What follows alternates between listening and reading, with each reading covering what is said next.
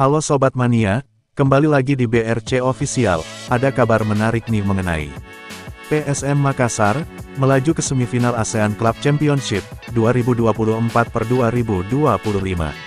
Usai meraih kemenangan atas Dong Atan Hoa FC, Juku Eja menang dengan skor 3-0. Matchday terakhir Grup A, mempertemukan PSM Makassar versus Dong Atan Hoa FC. Duel digelar di Stadion Kapten Iwayan Dipta, Gianyar, Bali, Rabu, tanggal 5 Februari tahun 2025. PSM tampil tanpa skuad terbaiknya di laga ini. Kendati demikian, PSM tampil menekan pertahanan Dong Atan Hoa.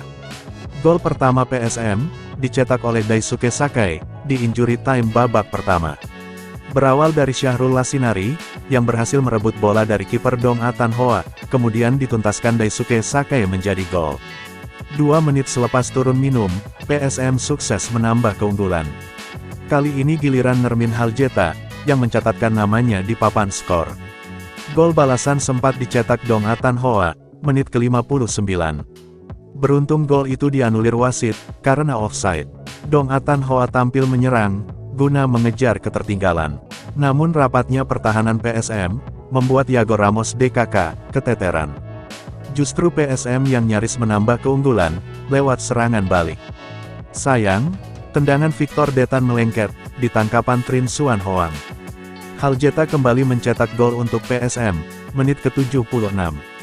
Berawal dari kreasi Rizky Eka Pratama, Haljeta menendang bola keras, di sudut kanan atas gawang Dong Atan Hoa. Skor 3-0 untuk PSM, bertahan hingga peluit panjang berbunyi. Kemenangan ini, membawa PSM lolos ke babak semifinal, ASEAN Club Championship 2024/2025. Pasukan Bernardo Tavares, keluar sebagai runner-up dari Grup A, sedangkan juara grupnya, wakil dari Thailand BG Pathum United. Nah itu dia sobat untuk update kabar hari ini, bagaimana pendapat kalian sobat? Tulis pendapat kalian ya sobat, dan jangan lupa like, komen dan subscribe.